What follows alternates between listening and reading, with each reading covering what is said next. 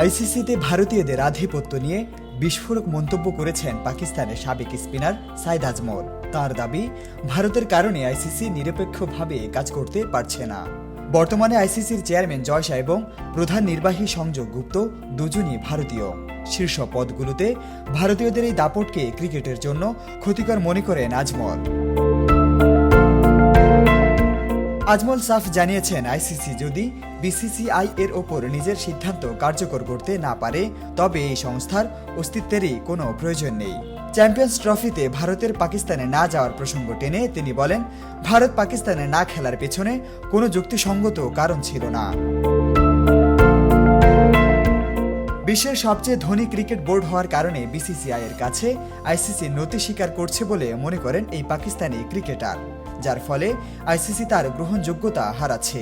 আজমলের মতে, ভারত আইসিসিকে নিয়ন্ত্রণ করায় বিশ্ব ক্রিকেটের স্বার্থ উপেক্ষিত হচ্ছে।